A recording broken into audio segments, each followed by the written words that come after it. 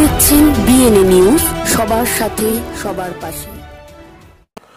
নুসরাতকে কটাক্ষ কাজী আব্দুল রহিমের। আমি গ্রামের ছেলে, গ্রাম অঞ্চলে বাস করি, মানুষের দুঃখ দুর্দশা বেদনা খুব কাছ থেকে লক্ষ্য করেছি। তাই এলাকার মানুষের প্রতি আমার দাবি আছে ভূমিপুত্র হিসেবে আমাকে বিপুল ভোটে ভোট দিয়ে জয়যুক্ত করা।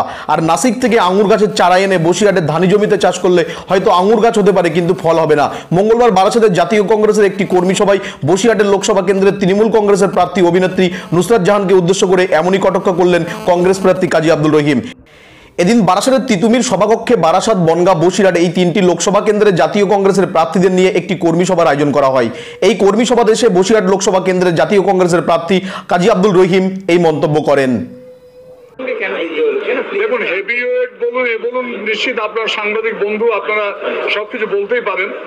এখন ব্যাপারটা হচ্ছে নিশ্চিতভাবে আমার বিরুদ্ধে যারা ক্যান্ডিডেট হয়েছেন তারা অত্যন্ত নামী, তারা অনেক হেভিওয়েট, তাদের সমাজে সবাই চেনেন।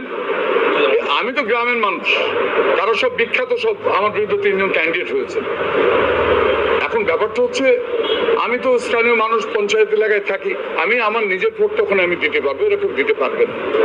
এখন আমরা নাসিক থেকে অনেক বড় বড় গাড়ি করে সব আঙুর ফল আসে নাসিক থেকে, আমরা যত বাজারে আঙুর খাই নাসিক থেকে আসে।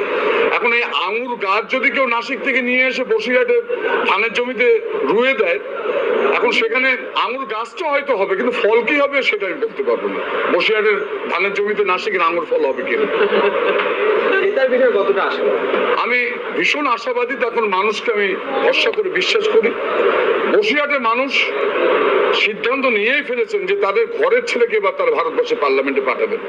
আমি কংগ্রেসের প্রার্থী হয়েছে ঠিকই, কংগ্রেস বসিরহাটের মানুষকে সম্মান জানিয়েছেন তার ঘরের লোককে প্রার্থী করে, এবং বসিরহাটে একটা মহাজোট তৈরি হয়েছে, মানুষের মহাজোট। আমি সে মানুষের মহাজোটের প্রার্থী। মানুষ মনে করলে নিশ্চিত আমাকে পাঠাবেন। আমি মানুষের প্রতি আমার পূর্ণ বিশ্বাস, আস্থা, ভরসা সবটাই আমার আছে।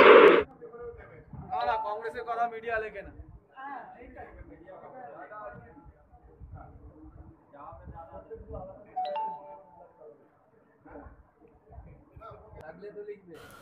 বারাসাত থেকে শেখ মুক্তোর রিপোর্ট, বিএনএ নিউজ, উত্তর 24 পরগনা।